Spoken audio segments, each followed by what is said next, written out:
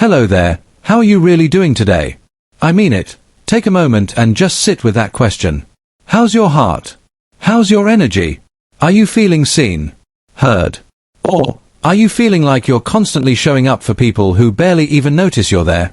Let me ask you this. Have you ever been the one always texting first? Always making the effort? Always being available? But when it's your turn to need someone, they vanish. If that sounds familiar, you're not alone. And you're definitely not crazy.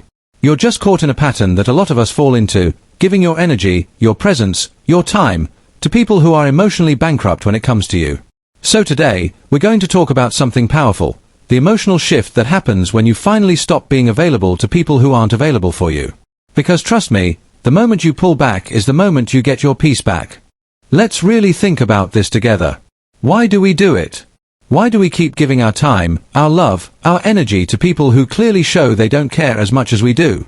Maybe it's because we hope they'll notice.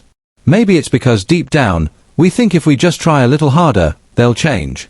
Or maybe, just maybe, we were taught that our value comes from being needed. That being kind means being available 24/7.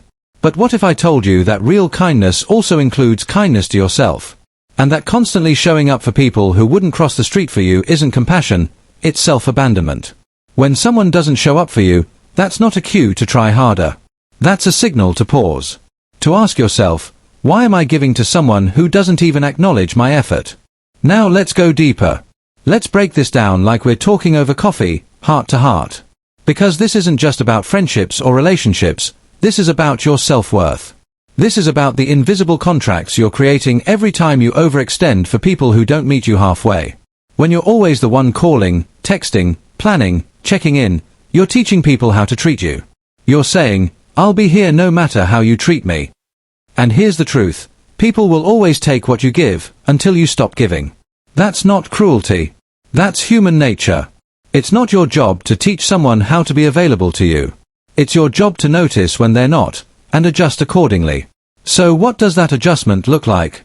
It means pulling back, not as a punishment, but as protection. You don't need to slam doors, start fights, or send long emotional paragraphs. You simply shift. You stop over-explaining.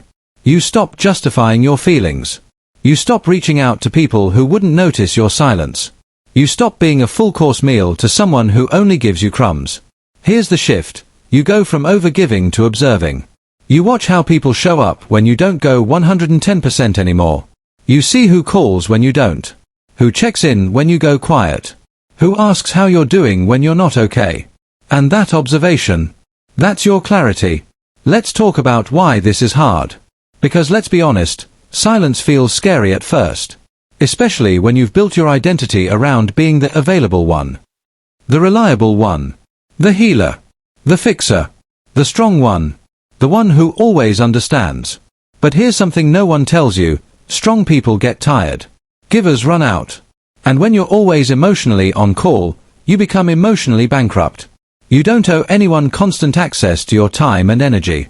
Especially not people who disappear when you need them.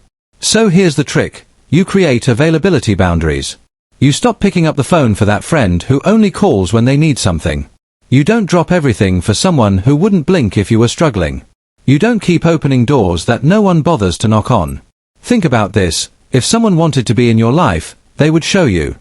Consistently. People make time for what matters. They make space for who they care about.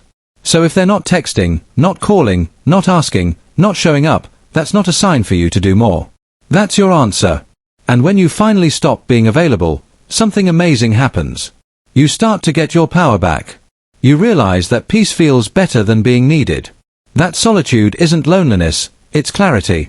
That not everyone deserves a front row seat to your life. Especially not people who only showed up when the tickets were free.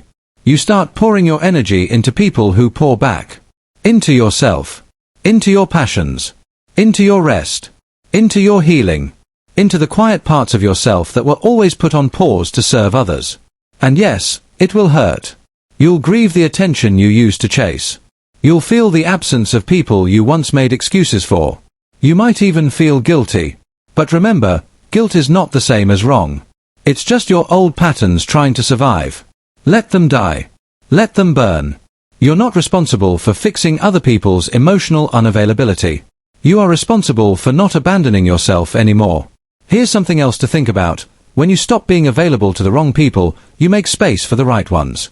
The people who ask how you're doing without needing something. The ones who remember your birthday without Facebook reminders.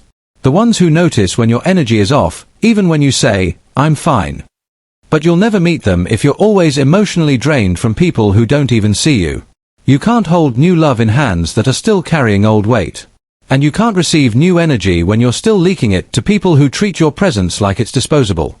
So take a step back. Let people feel your absence. Not out of spite, but out of self-respect.